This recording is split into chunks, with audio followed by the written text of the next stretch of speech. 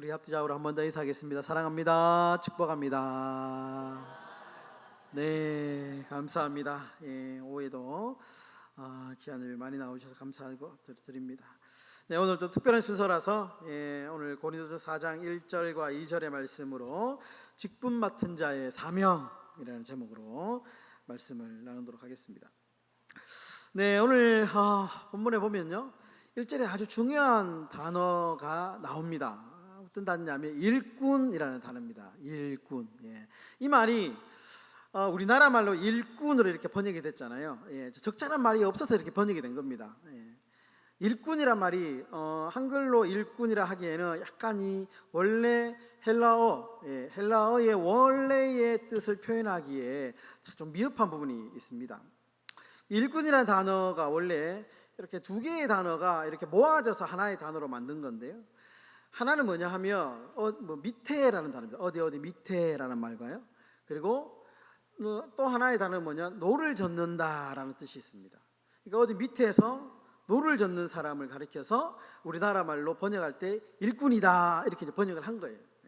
그러면 어디에서 어떤 건물 밑에서 노를 젓길래 좀 머리에 감이 오시죠? 일꾼이라고 번역했느냐? 이것은 노예선, 노예선에서 노를 젓는 노예를 가리키는 단어입니다. 제가 좀 이해를 돕기 위해서 짧은 영상 하나 준비했는데, 예전에 벤허라는 영화에 보시면 이제 벤허 주인공이 이렇게 노예가 되거든요. 노예가 되는데 그 노예 중에 가장 그 하급 노예가 뭐냐면 전쟁 노예입니다. 그래서 배에서 노를 젓는 노예가 가장 하급 노예인데요. 그 장면 제가 짧게 한 30여 초 준비했는데요. 한번 띄워주시겠어요? 네, 한번 틀어주십시오.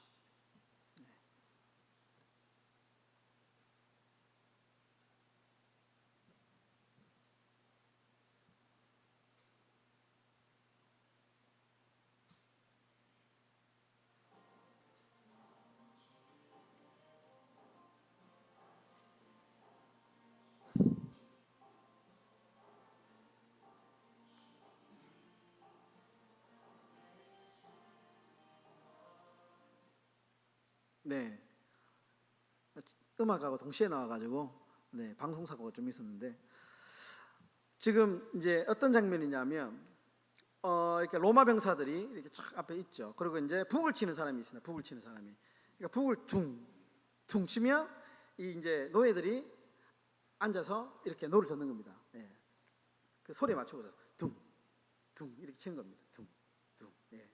여기서 노를 젓는 이 노예, 발에는 아주 단단한 착고가 탁 채워져 있죠. 도망 못 가게. 그래서 배가 침몰하면 그냥 죽는 겁니다. 그러니까 퉁 치면 배 밑에서 노를 젓는 사람. 그러니까 이제 빨리 갈 때는 북을 막 빨리 치겠죠. 막 퉁 치면 그 북에 맞춰가지고 막 빨리 젓는 겁니다. 그러니까 노를 젓는 노예가 가장 하층 노예가 뭐냐 하면 여기에서 말하는 휘펠레테스라는 일꾼이라는 단어입니다. 일꾼. 이 바울이 그러니까 이 단어를 쓸 때에 그런 시대적인 배경이 있는 거죠. 시대적인 배경. 지금 바울이 이 고린도전서를 쓸 때는 이제 로마 식민지 시대, 그죠? 로마 시대 식민지 시대이니까. 그러니까 일꾼이라는 단어를 썼다는 것은 적어도 이 말은 배 밑에서 하나의 자유도 없이, 그죠? 그냥 그 북소리 맞춰가지고 노 젓는 사람을 말하는 거구나. 라는 것을 알고 있었을 것입니다. 이 노예들에게 있는 유일한 자유가 뭐냐 하면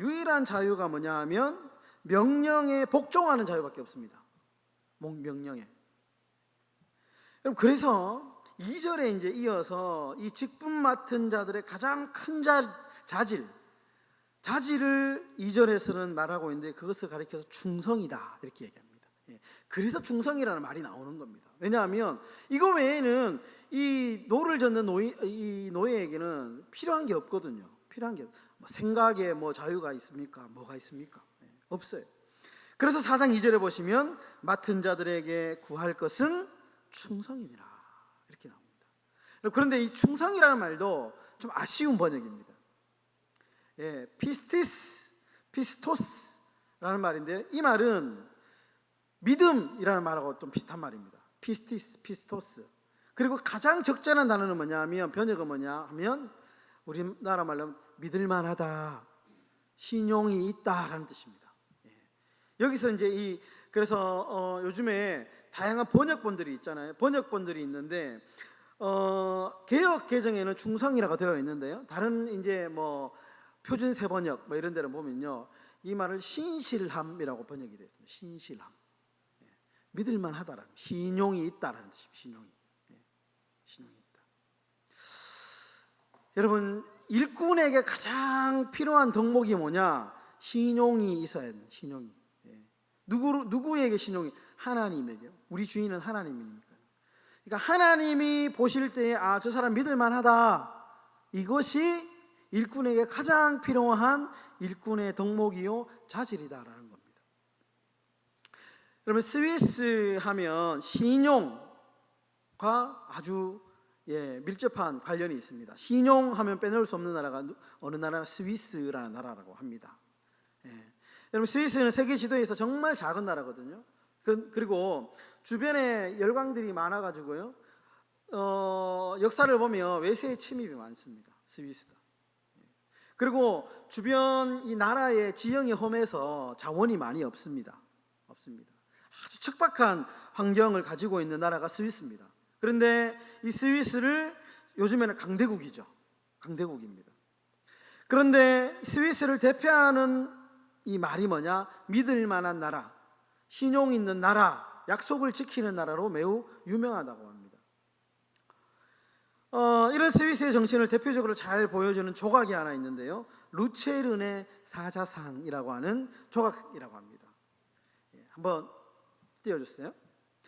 인터넷에 보면 루체른의 사자상이라고 치면 스위스 여행을 가신 분들은 꼭 이 코스가 있다고 합니다. 이 사자상을 구경하는 코스가 있다고 하는데, 이 조각상을 잘 보시면요, 사자가 쓰러져 있는데 이렇게 뭐 화살을 맞고 창을 맞고 쓰러져 있죠. 그런데 방패가 있습니다. 방패를 끌어안고 죽어가고 있죠. 죽어가고 있는 상입니다. 이 조각상의 배경에는 스위스의 슬픈 역사가 있습니다. 역사가 있는데, 이제 지금이야 스위스는 굉장히 잘 사는 나라지만 불과 한 200~300년 전만 해도 굉장히 스위스는 가난한 나라였습니다. 그래서 자국 안에서는 뭐 벌어먹을 것이 없었어요. 그래서 이 사람들이, 스위스 사람들이 어디를 갔냐 하면 주변 나라로 갔습니다. 주변 나라에서 돈을 버는데, 특별히 이제 뭐 기술이 없으니까 할 수 있는 건 용병. 다른 나라 전쟁에 가면 그 나라에 가서 병사로 싸워주는 겁니다. 이제 해외 용병이 된 스위스 사람들이 1792년에 프랑스 혁명 당시에 루이 16세를 지키는 일을 했습니다. 스위스 병사들이. 그런데 이제 전세가 어려워지는 거예요. 그래서 패전의 위기에 놓였습니다. 그런데 다른 나라에서 온 용병들은 다 도망갔다고 합니다. 다 도망가고, 심지어 루이 16세가 이 전쟁은 당신들하고 상관없으니까, 이제 할 만큼 했으니까 당신 나라로 돌아가라, 후퇴해라, 철수해라 라고 허락이 떨어졌는데도 스위스 용병만큼은 철수하지 않았다고 합니다. 시인은 목숨으로 지킨다 라고 말하면서 끝까지 루이 16세를 지키는 일에 목숨을 걸었다고 합니다. 그래서 그 당시에 760명이 죽고요, 398명만 살아남았다고 합니다. 이 사람들이 도망가지 않은 유일한 이유가 뭐냐? 신용 때문에. 한 병사가 죽기 직전에 자기 어머니에게 쓴 편지가 있는데요, 이런 편지의 내용이었다고 합니다. 만일 우리가 신용을 잃으면 우리 후손은 영원히 용병이 될 수 없기에 우리는 죽을 때까지 계약을 지키기로 했습니다 라고 편지를 쓰고 장렬하게 전사를 했다는 것이죠. 그러니까 이런 어떤 자신들의 역사를 지키기 위해서 이 사자는 자신들의 이 스위스에 죽어간 젊은 용병들을 상징하는 겁니다. 그 방패는 스위스 나라의 방패가 아니고요, 프랑스 왕가의 방패입니다. 자신의 나라의 방패가 아님에도 그거를 끌어안고 끝까지 죽으면서 신용을 지켰다. 자신들의 역사를 기리기 위해서 조각을 만들었다는 것이죠. 대단하지 않습니까? 여러분 시편 101편 6절에 보시면 이런 시편 기자의 고백이 있습니다. 시편 101편 6절에 내 눈이 이 땅에 충성된 자를 살펴 나와 함께 살게 하리니 완전한 길에 행하는 자가 나를 따르리로다. 내 눈, 하나님께서 이 땅에 사람을 막 찾으시는데요, 어떤 사람을 찾냐? 충성된 사, 믿을 만한 사람, 신용 있는 사람, 약속을 잘 지키는 사람, 이런 사람을 주님이 찾으신답니다. 여러분 잠언에도 보면 이런 말이 있습니다. 충성된 사람 이렇게 표현하고 있죠. 우리가 잘 아는 잠언 25장 13절에 보시면 충성된 사자는 그를 보낸 이에게 마치 추수하는 날의 얼음 냉수 같아서 능히 그 주인의 마음을 시원하게 하느니라. 충성된 사자, 신실한 사람은 그를 보내시는 우리 하나님이시잖아요. 그를 보낸 이에게 마치 추수하는 날에 얼음 냉수 같아서 주인의 마음을 시원하게 한다. 여러분 오늘 사실은 제가 이 설교를 장로님 두 분이 선출됐다 가정하고 제가 설교를 준비했었습니다. 믿음으로. 만약에 두 분이 선출이 안 됐으면 제가 이 설교를 못했어요. 설교를 믿음으로 왠지 하나님 감동을 주셔가지고 두 분이 다 되시겠다 하고 믿음으로 제가 이 설교를 준비했습니다. 여러분 오늘 장로로 선출되신 이 두 분의 우리 예비 장로님들께 정말 권면드립니다. 주인의 마음을 시원하게 하시는, 약속 잘 지키시는, 신뢰, 신용, 목숨처럼 여기시는 그런 얼음 냉수와 같은 믿을 만한 직분자들이 되시기를 주의 이름으로 축원합니다. 여러분 일꾼에게 충성이 절실히 요구되는 것은 맡겨진 일이 있기 때문입니다. 그 맡겨진 일이 뭐냐 하면 1절에 나옵니다. 1절에 보시면 사람이 마땅히 우리를 그리스도의 일꾼이요 하나님의 비밀을 맡은 자, 하나님이 직분자에게 무엇을 맡겨주셨냐? 하나님의 비밀을 맡겼답니다. 그러면 이 비밀이 뭐냐 알아야지 우리가 이 직분을 감당해야 되잖아요. 이 비밀이 어디냐 하면 골로새서 1장 27절 나옵니다. 이 비밀이 뭐냐? 비밀이 골로새서 1장 27절에 하나님이 그들로 하여금 이 비밀의 영광이 이방인 가운데 얼마나 풍성한지를 알게 하려 하심이라. 이 비밀은 너희 안에 계신 그리스도니 곧 영광의 소망이니라. 하나님이 직분자에게 비밀을 맡겨주셨는데 이 비밀이 뭐냐? 그것은 그리스도다. 복음이다. 복음이다. 복음을 맡은 자. 그러면 여러분 이 그리스도의 일꾼은 구체적으로 어떤 일을 해야 될까? 그리스도의 비밀을 맡은 자들인데 예수 그리스도가 이 마음이 복음이 우리 안에 있는데 그럼 이 복음을 맡은 자, 복음을 품고 있는 자들은 어떤 일을 해야 되느냐? 가장 잘 설명하는 구절이 마태복음 4장 19절의 말씀입니다. 이 말씀을 보면 마태복음 4장 19절의 말씀을 보면 직분자는 어떤 일을 해야 되는지 명확하게 나옵니다. 마태복음 4장 19절 말씀하시되 한번 다 같이 읽어볼까요? 나를 따라오라 내가 너희를 사람을 낚는 어부가 되게 하리라 하시니. 예수님께서 베드로에게 나를 따라오라 내가 사람 낚는 어부가 되게 하겠다. 사람 낚는.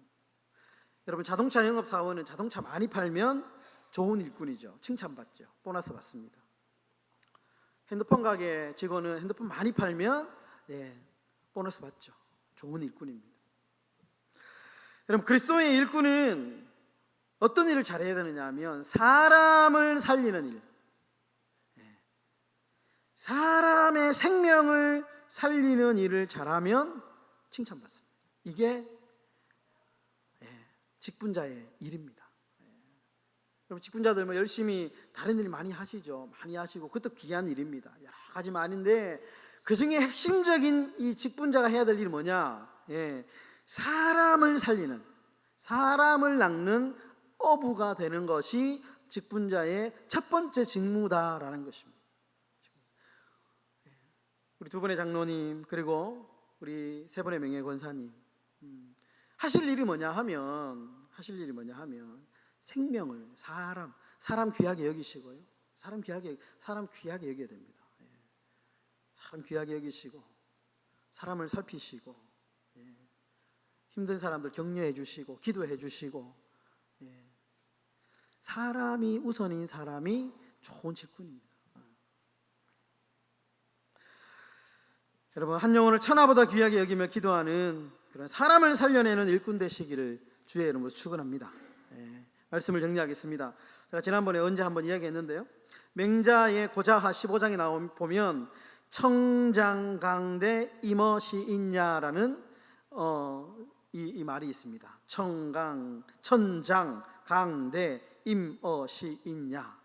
무슨 말이냐면, 이 맹자가 하늘이 장차 그 사람에게 큰 일을 맡기려고 하면 반드시 먼저 그 마음과 뜻을 괴롭게 하고 근육과 뼈를 깎는 고통을 주고 몸을 굶주리게 하고 그 생활은 빈곤에 빠뜨리고 하는 일마다 혼란스럽게 한다. 그 이유는 마음을 흔들어 참을성을 기르게 하기 위함이며 지금까지 할 수 없었던 일을 할 수 있게 하기 위함이다. 천장 강대 임엇이 있냐. 여러분, 좋은 일꾼은 저절로 되는 게 아닙니다. 시간 일한다고 되는 게 아닙니다. 절대로요. 뼈를 깎는 노력과 훈련을 통해서 만들어집니다. 제가 저 초등학교 학생들, 초등학교 동창, 중학교 동창들 지금 저 목사 됐다고 보면요, 깜짝 놀랍니다. 안 믿는 친구들이 많아요. 왜냐면 그때 이제 저를 기억하고 있기 때문에. 그때 저는 목사가 될 수 있는 사람이 아니었죠. 부단히 정말 뼈를 깎는 훈련시키시고 연단시키시고, 지금도 그렇습니다. 지금도 여전히 연단시키시고, 좋은 일꾼이 아니라서 그런가 봅니다. 좋은 일꾼 되라고 지금도 우리 하나님은 훈련시키시고 연단시키십니다. 지금까지 할 수 없었던 일을 할 수 있게 하기 위해서는요, 뼈를 깎는 훈련, 노력이 필요합니다. 여러분, 훈련을 잘 받으시기 바랍니다. 훈련 잘 받으시고 노력 잘 하셔야 됩니다. 그래야지 좋은 일꾼이 됩니다. 여러분, 정말 훈련, 하나님 주시는 이 귀한 직분 맡은 자로서 정말 하나님께서 착하고 충성된 종이다 이렇게 인정하고 정말 그렇게 칭찬받으시는 그런 좋은 일꾼들이 다 되실 수 있기를 주님의 이름으로 축원합니다.